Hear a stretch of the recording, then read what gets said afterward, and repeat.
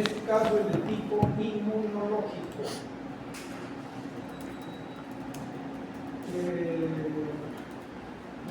Macroscópicamente tienen ustedes acá un caso de eso, no se puede ver bien los glóbulos, pero probablemente si lo tocamos esto debe estar duro. Porque normalmente cuando como hemos recordado esa estructura de folículos, el tacto es blando, no es duro la tiroides. Pero como les digo, probablemente estos nódulos tiroideos sean duros si los tocamos, eso ya no es normal. Y eso lo vamos a asociar al cuadro clínico que tiene el paciente. Cuando la tiroides funciona en mayor cantidad, ¿cómo se llamará ese trastorno? Hipertiroidismo. Hipertiroidismo. ¿Poco, bastante o poco? Bastante. Hipertiroidismo. Y cuando funciona en menor cantidad, hipotiroidismo. Ya tenemos la clínica, estamos sacando. Pero vamos a ver, como les decía, que es un lóbulo endurecido, porque se han puesto así duro, tenemos que prácticamente ha desaparecido la estructura de los folículos coloides, pues va a producir disminución de su producción. Por lo tanto, el paciente va a tener un cuadro de hipotiroidismo. Ya le dije, de tipo inmunológico. A ver, diagnóstico, eso lo han visto hace poco. A ver, ¿quién hace el diagnóstico? Hiperplasia folicular. Hiperplasia Folicular linfoide. folicular linfoide, ¿no? Muy bien, estás, me imagino que debes haber aprobado el examen. Menos sonido. Sí, pues sí, claro. Nos parece Sí, que pero eso menos inmuno, menos inmuno. en lugar de Oye, infarto, oye. no. Miren esa cantidad de folículos linfoides. Ya está además repetido lo que hemos visto en hiperplasia folicular linfoide, pero nos dicen que esto no es grande. Esto es tiroides, el tiroides que hemos visto antes. Con este aumento probablemente eso resalta, pero ya cuando tenemos un cuadro clínico, la característica macroscópicas, etc., a ver, acá podemos ver algo, otro detalle. Miren acá, hay unas cositas redondelitas, pequeñitas, unas más ocultas, otras más claras. Por acá también hay otros pequeñitos. Si me dicen que esto es tiroides, yo digo que esa tiroides está reemplazada por folículos linfoides, con atrofia de los folículos coloides, están atrofiados. Por eso el cuadro clínico típico es hipotiroidismo. Vamos a ver a mayor aumento. Ahí está la misma cosa, otro campo, ¿no? Ya que predominan los folículos linfoides. Y hacia acá podemos ver unos cuantos folículos coloides bien chiquititos. En el intersticio usualmente se ve. A ver, lo veremos en detalle. Ahí está bien. Si bien se ve el nódulo linfoide, ¿no? Y los folículos coloides chiquititos, de diverso tamaño, atróficos. Entonces, el diagnóstico de tiroiditis de Hashimoto se caracteriza porque el parénquima tiroideo es prácticamente reemplazado por tejido linfoide, folículos linfoides, con atrofia del parénquima tiroideo. Ahí está el detalle del folículo linfoide, la zona centrofolicular, su corona de linfocitos, más oscura, ¿no es cierto? Y aquí están los chiquitos folículos coloides atróficos. Esa es la característica anatomopatológica de la tiroiditis de Hashimoto. Ya les dije por qué la clínica que va a presentar al paciente, cuál es su etiología, otra vista, siempre los folículos coloides chiquititos. Mayor aumento de la misma cosa de lo que hemos, acá no hay cambios atípicos, no hay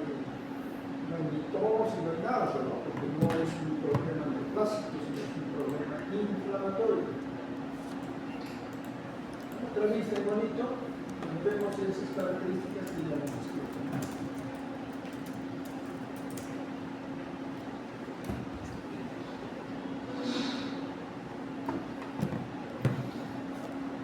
Muy bien, entonces. El ventilador no se puede escuchar bien por el ventilador. Veremos. Gracias. Para que veamos, dice un sea papilar de tiroides.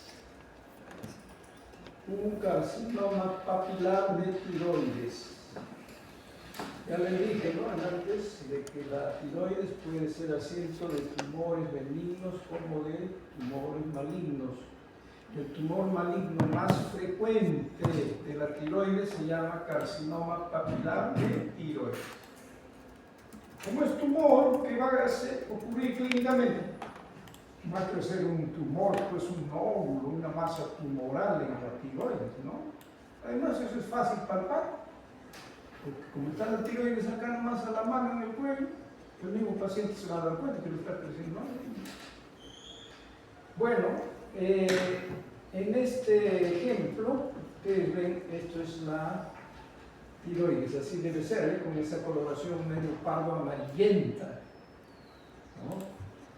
Y acá se ve nítidamente pues un tumor bien delimitado, tiene una cápsula gruesa en algunas partes, quístico, acá otro tumor, otro pedazo del tumor sólido, pero casi con las mismas características, con la diferencia de que acá no hay quiste, pero acá sí. ¿Y qué vemos acá? El tumor es medio blanquecino, ¿no?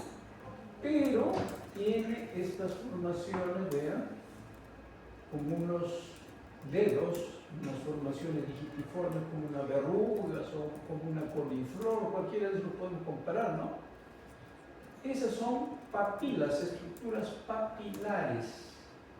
En razón de eso, a este tumor maligno se le llama carcinoma papilar de tiroides.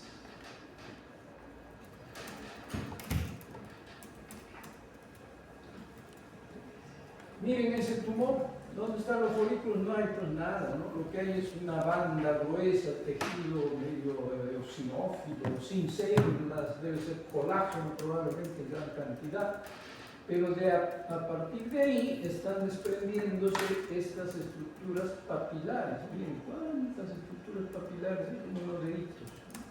Entonces, esa es la característica de este tumor. Como repito, por eso se llama carcinoma papilar de tiroides. Mayor aumento de lo que hemos descrito ya. Vean acá cómo nos recuerda, ¿qué es esto? Un folículo coloide, ¿no? Nos está recordando en toda esa proliferación celular con formaciones digitiformes, hay estructuras que nos recuerdan los folículos coloides. Pero esos no son funcionales, ¿no?, porque esto es patológico. Ahora, ¿quién constituye esas formaciones papilares? A ver, vamos a ver acá. Miren, acá se ven las células, se ven bien, de una sola columna, pero sí formando papilas. Acá no vemos tampoco atitia, no hay mitosis, no hay pleomorfismo. Simplemente es la gran proliferación de tipo papilar. Pero en detalle, como vamos a ver luego, las células no son iguales unas a otras. Ahí también, qué bonita se ve la formación papilar. Pero vamos a esta papila de acá, miren. Si bien es cierto, es una sola columna, pero vamos célula por célula. Este es el núcleo redondito, el otro medio irregular. Esta otra más oscura, un poco más prominente, y así por el estilo, otra chiquitita. Entonces ya hay ciertas diferencias celulares. Eso es típico entonces del carcinoma papilar. Miren, acá se está desprendiendo un grupo de esas células epiteliales, malignas. Las tenemos acá. Ahí está un mayor aumento de las características de esas células. Siempre hay, como repito, más o menos parecidas, pero hay diferencias entre una y otra. Esta es medio alargada, ¿no? Medio fusiforme. otra que tiene un núcleo, parece que fuera medio alargadito, aquí una célula chiquitita y así por el estilo. Vamos, aquí por ejemplo, si bien es cierto no se ve bien en detalle, pero hay una característica de estas células, aparte de eso que estamos describiendo. Miren este núcleo, medio ovoideo, ¿no? En el centro tiene como una línea más oscurita. ¿Qué nos recuerda esa figura? Un grano de café. Esas son las típicas células características del carcinoma papilar de tiroides. Ahora, ¿cómo hacemos el diagnóstico en general en el cáncer de tiroides? Es fácil, hoy día es bien sencillo, porque tenemos un método que además no es ni tan agresivo para el paciente, ¿no? Porque antes no contábamos con eso y ¿qué hacían acá? El cirujano tenía que sacar toda la tiroides, pues recién ahí podíamos estudiar. Pero ahora, ¿qué se hace? Ustedes ven que estas células se desprenden y caen a este espacio vacío. Ahí van a estar flotando muchos de estas células. ¿Qué podemos hacer? Podemos hacer lo siguiente. Si acá está el tumor, ya lo palpé en el cuello, ya tengo el examen ecográfico, me dice que es quístico, muy bien pues, con una agujita acá en el cuello, pulso, entro acá y entro a la cavidad. Al entrar a la cavidad aspiro. Al aspirar saco células, que se colorea puede ser como un método de papiloma. Tendríamos en una lámina y vemos las características de esas células que hemos estado describiendo. Eso se llama biopsia por aspiración con aguja fina. Ese es el método que actualmente está muy en boga. ¿Y por qué le digo que es sencillo? Porque antes, cuando no se había inventado ese método tan sencillo, ¿no? Que a alguien se le ocurra hacer eso, es que primero era cirugía, segundo, decían, no, vamos a hacer una biopsia con aguja, ya, pues una biopsia con aguja, el paciente hacer las operaciones, en el quirófano, tenían que anestesiarlo, ya también cuánto costo ya está aumentando, ¿no? Y recién cuando estaba dormido, pues, le hincaban con una jeringa esas de inyecciones y se sacaba, ¿no? Por supuesto que el paciente no sentía nada, estaba dormido, pero era traumático, pues. Ahora no, ahora le digo, se llama biopsia por aspiración con aguja fina. Entre su abreviatura dice BAF. Eso se llama BAF.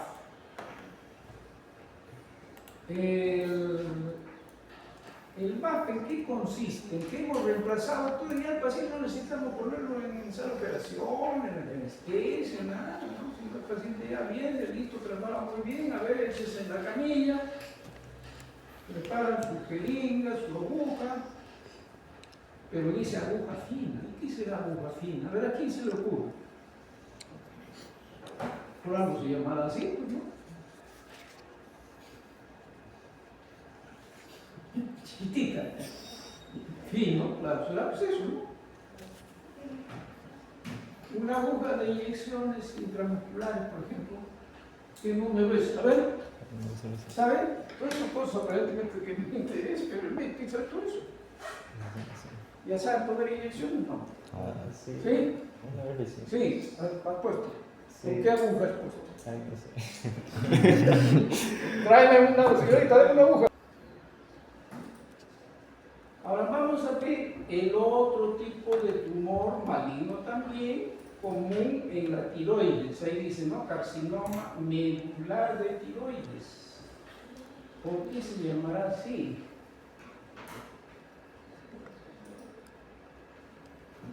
¿Por qué creen que puede llamarse carcinoma medular? A ver, ¿qué se les ocurre? Siempre todo está asociado a la forma, a cómo se presenta, etcétera, ¿no? Va a afectar la parte interna de la glándula. ¿Qué? Porque va a afectar la parte interna de la glándula. La La zona medular, sí. Sí, la zona medular de De la glándula tiroides. la tiroides. ¿Cómo está, a propósito, entonces, cómo está dividida la glándula tiroides?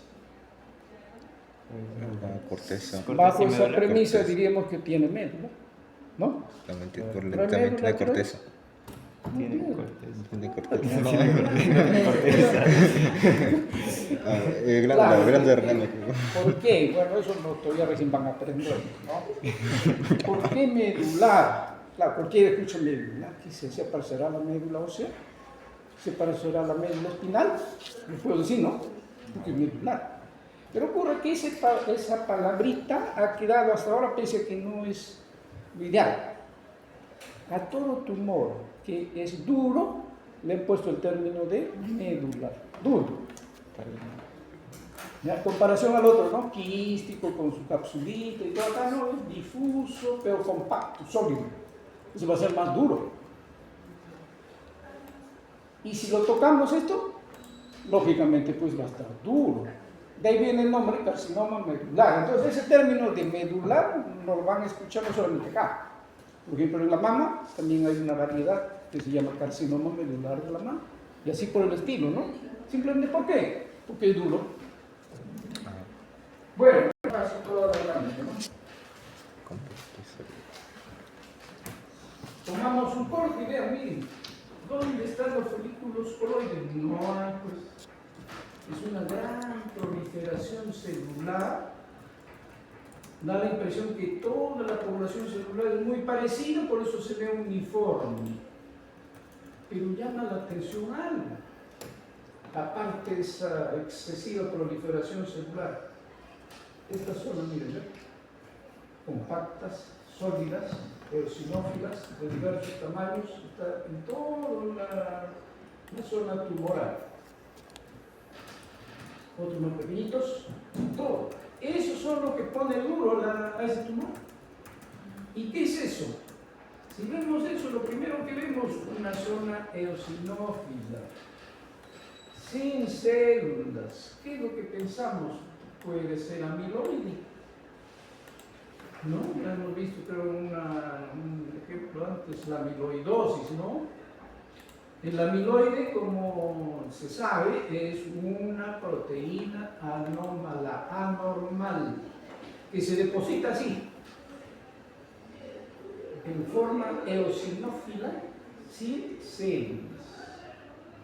Ya le repito que eso hace que este tumor esté duro. Miren, en cambio, las zonas celulares, ¿ves? Se ven más, no se ven así compactas, ¿no? Pero una gran proliferación tumoral.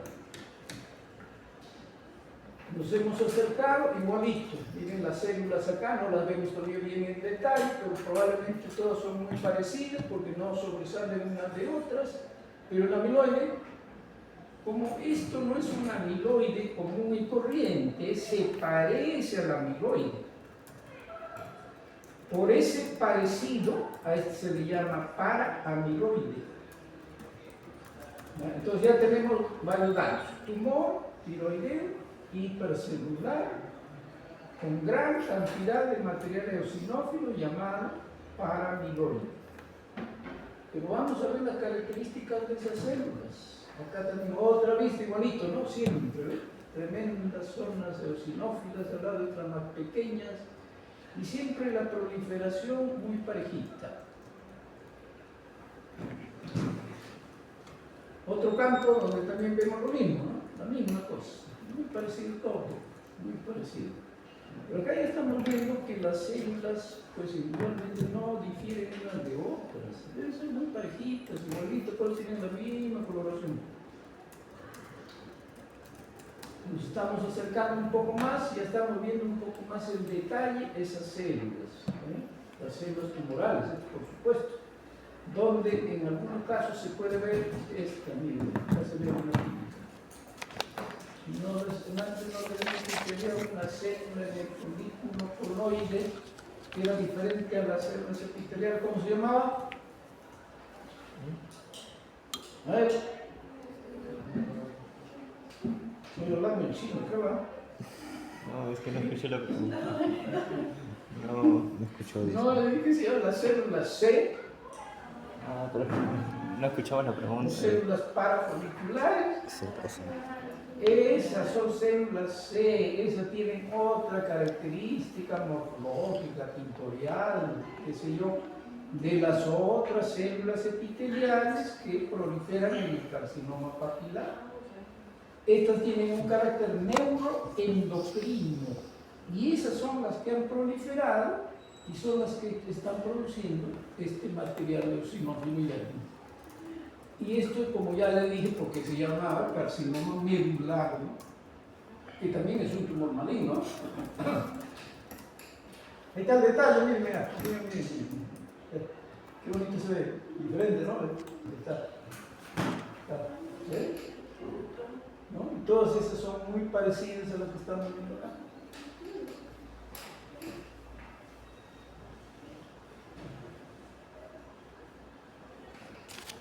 Mayor aumento de la misma cosa, qué bonita se ve la población celular, ¿no? Todos uniformes, pero esta vez,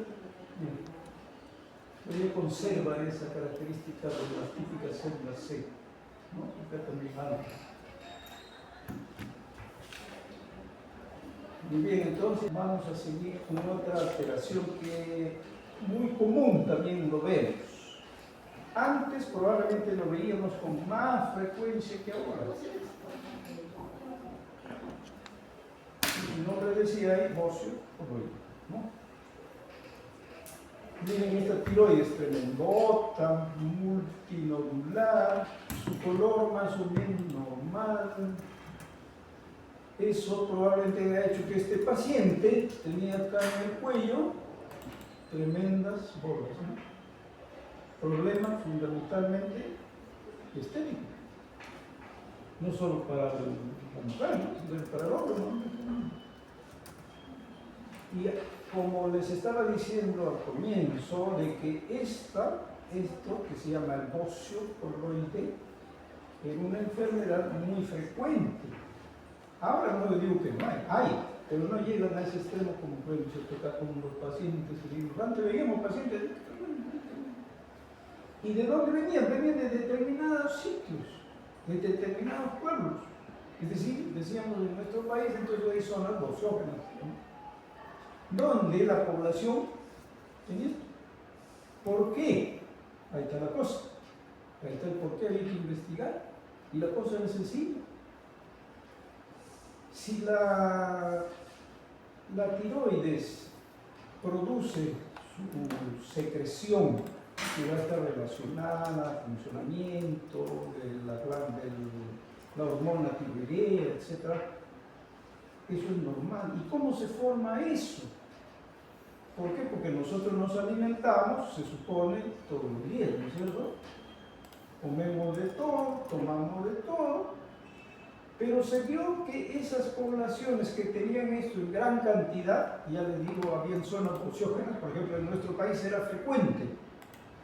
Los paisanos de Castillo, el expresidente de prisión, de Cajamarca, que todo el mundo tenía su bocio. Pacientes que venían de Huancavelica, tomamos un poco y bien, gran cantidad de folículos coloides, grandes, la mayor parte agrandados, hipertróficos, con una columna nomás de células epiteliales.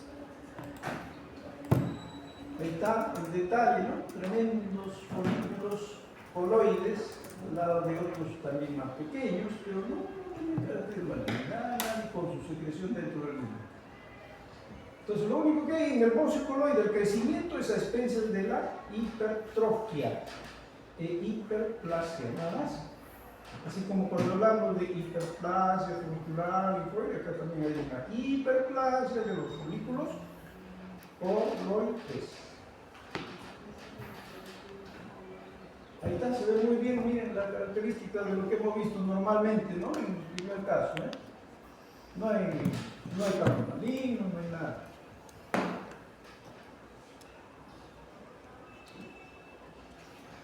En eso vamos a recordar también acá, porque si no recordamos el tumor de la suprarrenal. No tenemos la macroscopía, pero estamos viendo que, bueno, acá ya le sacaron la suprarrenal, Aquí está la cápsula, la superficie que lo rodea, ¿no? Esta es la corteza, de acá hasta acá, se ve el detalle. Y de acá para acá es la médula. El tumor está a expensas de la medular, ¿no? A un tumor que se origina de la médula suprarrenal productora de catecolaminas se le llama feocromocitoma. Muy bien, entonces repito, no vemos bien en detalle las características de esta célula, pero se ve que tienen probablemente un citoplasma claro, de repente son uniformes todos, ¿no? Ahí está la zona tumoral, tienen células más o menos todas similares, creo que hay otra que se ve con más detalle. Ay, a ver qué bonitas se ven esas células, todas parecidas, medio redondeadas, con un núcleo central o excéntrico, pero los núcleos todos son casi del mismo tamaño, no va, pero sí una gran proliferación tumoral. Como les decía, si esas células son las que están predominando, el cuadro clínico se va a asociar a su producción. Entonces era un paciente que por más hipertensivo, no tiene nada, no responde. ¿Por qué? Porque sigue produciendo toda la cantidad de catecolaminas, ¿no?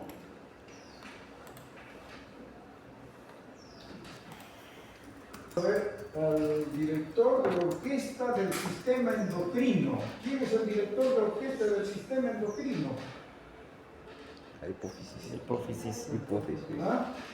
Hipófisis. La Posterior. hipófisis, ¿no? Posterior. La hipófisis. Ahora recordando, siempre partiendo de lo normal, ¿ah? ¿Dónde está la hipófisis? Entonces, antes de escribir esto, ya hemos recordado de qué se encarga la adenohipófisis. Vamos a empezar. Esta es la característica de un adenoma hipofisiario. Grupo de células. Ahí está, otra zona más celular, todo muy parecido, no hay cambio, ahí no hay nada, ¿no? Típico del adenoma hipofisiario. Ahí está el detalle. Ahora, como les decía, ya hemos repetido varias veces, cada una de estas células producirá por determinado tipo de hormonas.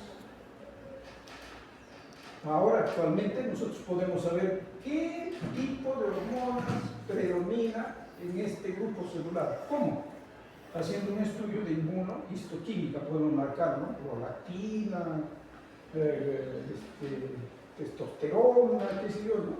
Y nos van a colorear y nos va a permitir identificar. Miren el detalle, qué bonito se ve, ¿no? Bonito para nosotros, pero para el paciente, ¿no?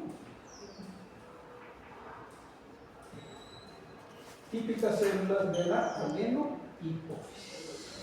Muy bien, con eso termina el órgano más grande de nuestro cuerpo, que también puede tener tumores benignos y malignos, ¿no?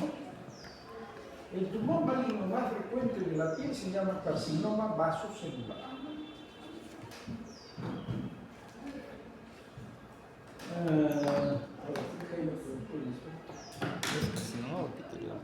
Carcinoma vasocelular. El carcinoma vasocelular es un tumor siendo maligno, pero se comporta como un tumor benigno. Esa es la ventaja de eso. Pese a que se llama carcinoma. Qué raro. Este, por ejemplo, es un tumor de esa naturaleza. Quizás a mí me llamaría la atención si eso es así, que este paciente es un descuidado que ha llegado a este extremo. Tremendo tumor, ¿no? Usualmente son pequeñitos cuando se inicia. Y llegar a este extremo que ya deja mucho que desear, ¿no? Incluso va a ser más problemático para usted también, porque habría que sacarle todo el área casi, ¿no? La mitad del área. Y ver cómo están los ganglios por acá, ¿no? De repente ya están metastásicos. Pero cuando es usualmente lo más frecuente, ya le digo, es pequeñito, en cualquier parte de la cara o de la cabeza. Se ulcera, es una úlcera pequeñita, que no cicatriza, esa es la característica. El paciente dice, no, mire doctor, tengo esta heridita acá que me sale en la frente, pero me he echado ya tanta cosa, me han indicado, sigue igualito, no responde a nada. Ah, eso puede ser esto, no, carcinoma vascular. Tomamos un corte de eso. Ahí está. ¿Recuerdan ustedes la piel? Acá está la piel normal, ¿ves? Están las papilas. Pero acá hay una formación nodular, quística, otra zona compacta, sólida del tumor, más oscuro, ¿no? Otra área del tumor igualmente se ha distorsionado totalmente la piel, ¿ven? Ya no la vemos normal por la proliferación de estas células tumorales. Y da la impresión que todos fueran parecidas, por eso se ve muy uniforme el tejido, la coloración. Ahí lo vemos ya en detalle. Aquí está la epidermis distorsionada, por supuesto, por la proliferación de esta tumoración, de estas células. La capa córnea acá ya está llegando casi hacia afuera, ¿no? Ya se va a salir el tumor.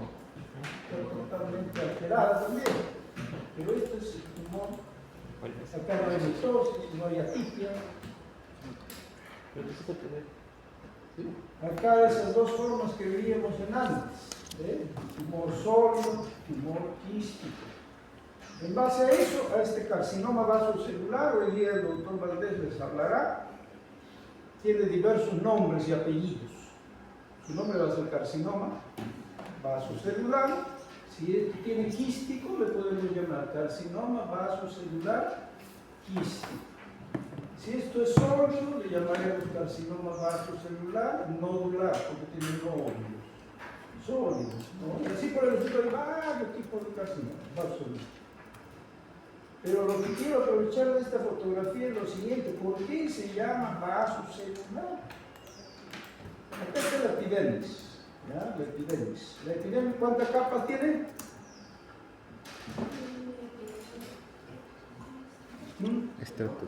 Dos.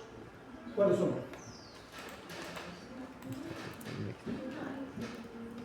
Cinco capas, ¿no? Revísenlo. La zona más interna se llama la capa basal, que es esta de acá, que se puede ver. Miren, comparen estas células con esto de acá del tumor. Estas células tumorales se deben a la proliferación de estas células basaloides.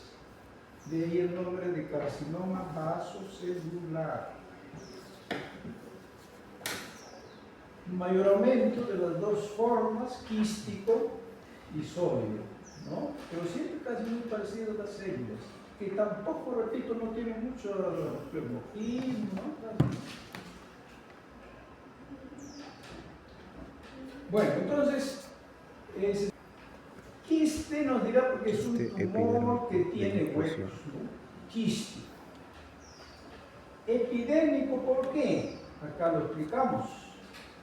Un tumor que usualmente puede salir en cualquier parte del cuerpo, pero lo más frecuente es que salga en el cuello, por ejemplo, en la región cervical posterior, en la espalda, ¿no? Un tumorcito que va creciendo. Y se nota que el crecimiento no es encima, no es la epidermis, sino está dentro. Y como es benigno, este no es malo, pero el problema es que va creciendo. A ver, recordemos acá está la piel normal, ¿ven? Está la piel normal, por lo que ya hemos recordado sus capas, etc. Este es el dermis, con sus anexos, ¿no? Pelos, folículos filosos, las glándulas sudoríparas, etc. ¿no? Y acá está el quiste, un quiste, una gran cavidad quística. Comparemos esto, esta capa, con esto de acá. Parece, ¿no? Igual, la epidermis, parte del tumor. Por eso se llama quiste epidérmico de inclusión. Entonces acá también veremos esas características de la epidermis. Y esto de cosas es simplemente la queratina que se está produciendo en gran cantidad, ¿no? En la última capa.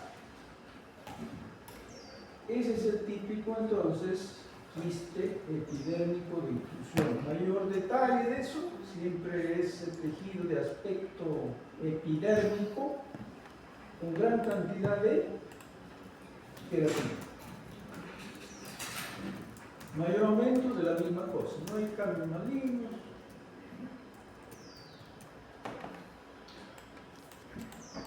Un problema inflamatorio de la piel. En la piel son frecuentes los problemas inflamatorios. Uno de ellos se llama el líquido. Y el líquido tiene ciertas características. Se presenta como nódulos en cualquier parte del cuerpo, puede salir. Pequeñas elevaciones, medio eritematosas, medio rojitas, pruriginosas, pica mucho. Entonces vamos a ver acá. Si tomamos una muestra de esa zona pruriginosa, que el paciente nota pues que le está molestando, tomamos la biopsia y acá está la epidermis, esta es la epidermis. En este aumento la fotografía no ayuda tanto. En la dermis no vemos nada, sus anexos están acá, un poquito de hiperkeratosis, aumento de la queratina, nada más. Acá ya vemos las características de eso, ¿no? Miren, epidermis, capa corta, células basales, plenamente recordamos. La epidermis tiene siempre sus formaciones papilares, sus papilas, ¿no? Miren esta papila medio aplanada, medio atrofiada, esta más es un poquito más prominente. Acá otra más grandasa, ¿no? Por acá otro igualito, pequeño. Algo está alterada en la epidermis, ahora lo vamos a ver. En el dermis, ¿qué cosa hay?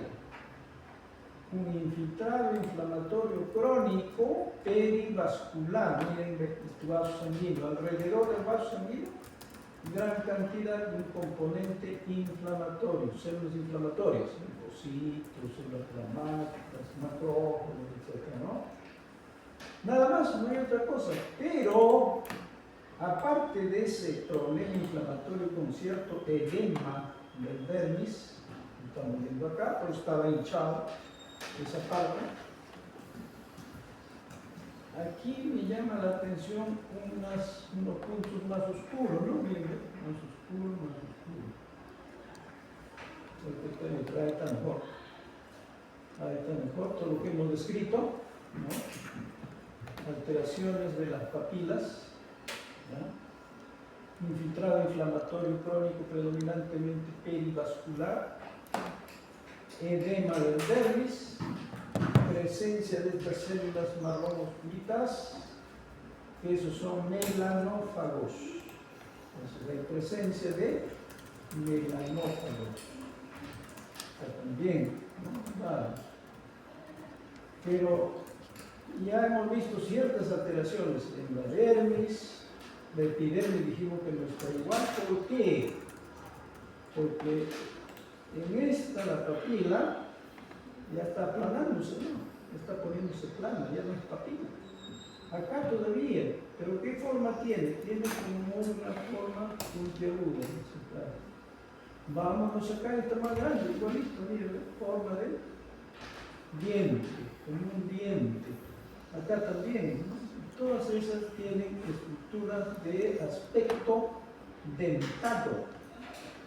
Y si las vemos en conjunto, ¿qué nos va a recordar? Los dientes de una sierra. Entonces, el borde inferior de la epidermis, podemos decir, tiene aspecto aserrado, ¿no? Con todo lo que hemos escrito. Eso es característico, entonces, de esta enfermedad.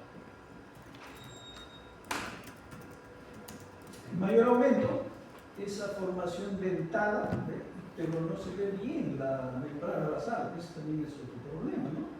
Con sus melanófagos aquí, medianos, el infiltrado inflamatorio crónico y sobre todo, como le digo, esa imagen dentada de las papilas.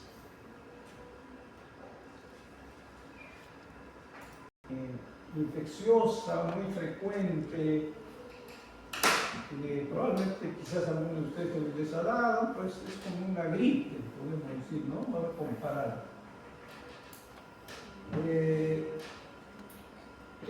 Herpes. Acá no vamos a ver nada. En detalle. Entonces, el herpes, ¿quién lo produce? El virus del herpes. El virus del herpes, ¿no?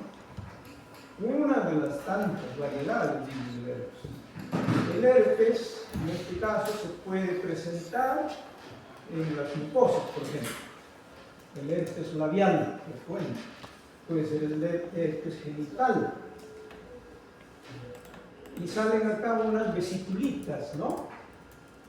Que la gente común y corriente le da un nombre. ¿Cómo le dicen? Si alguien le ha salido de discurso. Aftas son cosas blancas. Esto no es blanco. Son vesiculitas. Comúnmente la gente le llama besar la araña. ¿No escuchó eso? Ese es el beso de la araña, ¿no? ¿Qué? Ese es un término del vulgo, ¿no? Como se dice. Eso es lo que caracteriza. De repente viene un paciente y dice, doctor, mire, me ha besado la araña.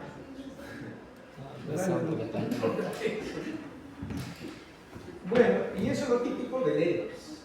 ¿Qué produce el herpes? Cuando se infecta, en este caso, las mucosas. Miren esta es la mucosa, el epidermis, está conservada. Acá desapareció, ¿por qué? Porque hay una vesícula. Y eso, como lo vemos en la clínica, un globito, pues, los globitos que salen ahí. Típico del herpes. Ahí está, se ve en detalle mejor, ¿eh? Miren. Y vean cómo la vesícula está pues debajo de la capa córnea, de la capa muy superficial de la piel, ¿no? En su interior probablemente hay células, detritos celulares, acá a veces hay algunas células que nos permiten hacer el diagnóstico, si queremos, porque el diagnóstico no es sencillo. No necesitamos tanto. Acá está. Miren la epidermis, comparen cómo esas células se han transformado. Vean acá núcleos grandes, medio vesiculosos, pero no es un cambio maligno, no vemos núcleos, nada.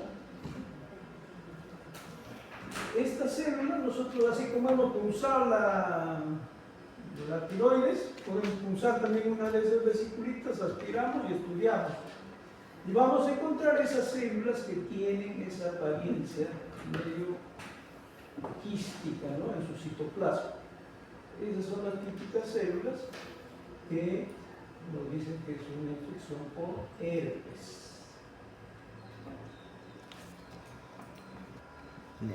Otro, no digo enfermedad, ¿no? Sino otra lesión que se puede presentar con frecuencia en la piel. Entonces, ¿qué es eso? Si vemos eso, ¿qué les parece? ¿Cómo le llamarían? Lunar. ¿Quién no tiene un lunar? Todos tenemos, ¿no? Lunares, todos. Nadie lo entiende. ¿Y qué cosa es un lunar? Si el paciente esto lo tiene desde su nacimiento, no, probablemente el problema, porque hay medios congénitos. Pero si el paciente dice, mire doctor, tengo este lunarcito que antes estaba a la mitad de esto, pero ahora está creciendo rápido. Melanoma. Claro. Estar seguro. Pero como ya digo, entendemos.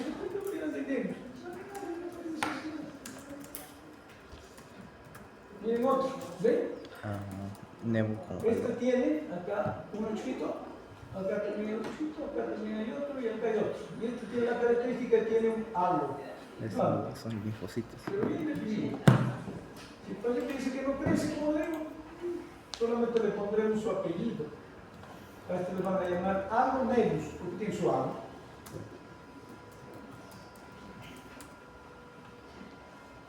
Ahí está, este ya es un tubocito grandecito, prominente, ¿no? Que está en alguna parte de la piel, donde con este aumento podemos ver que la epidermis acá está medio delgada, parece. Acá hay unas zonas más amplias, algo debe estar pasando ahí, están un poquito más oscuras, acá están los anexos, pelos, ¿no? Y Y el crecimiento es a expensas probablemente de que están proliferando estas células. Inglaterra.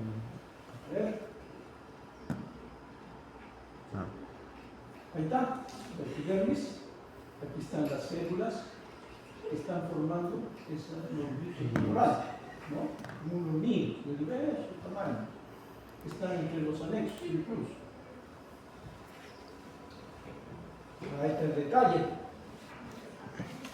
Esto nos va a permitir ahora ver la patogenia de esta enfermedad, Nevus. Mire la epidemia, recordamos, ¿no? Que esta, la capa basal. profunda se llama la capa basal, ¿no? Sí. Acá están ordenaditos, la capa basal, no hay problema, pero miren acá. Una célula un poquito más grande, medio con un citoplasma blanquecino, parece. Aquí otra más pequeñita, ¿ve? Ahí está, en la zona basal, acá hay otra, en la zona basal, acá hay otra, están en la zona basal así. Esas son las células némicas que normalmente todos tenemos. Por supuesto, si esas células némicas dan color a nuestra piel, entonces el paciente negro se supone que tiene mayor cantidad de perfusio negro. Nosotros debemos tener una mediana cantidad, ¿no? Nosotros somos medio oscuros también. Depende. Lo blanco tendrá Depende de dónde ves. Ahora, si ya sabemos que ahí están las células némicas, esas células son las que han formado estos nombritos acá, ¿ven? Pequeños, acá ¿no? Como un halo parece. Pero acá está una mayor cantidad de esas células némicas, todas de caracteres normales. Eso es lo típico del Nevus. Ahora, en Nevus también hay diversos tipos, ¿no? Por ejemplo, si este Nevus presentara solamente esta zona de acá, que está en la zona de transición entre la epidermis y el dermis,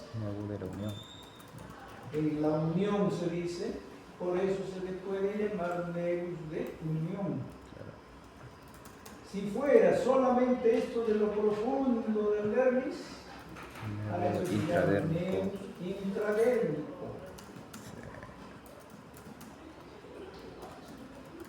Igual, la misma cosa, el detalle, ¿no? Las células némicas que están formando esas estructuras nodulares, sin caracteres, y algunas se ven, ¿se acuerdan de los melanófagos que lo veían marroncitos? Ahí están, ¿ven? Que tienen pigmento melano.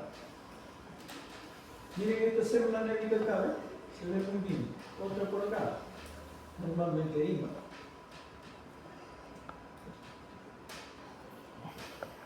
Ahí está, el típico lunar benigno, sin cambios malignos, y que no hay que preocuparse de buscar.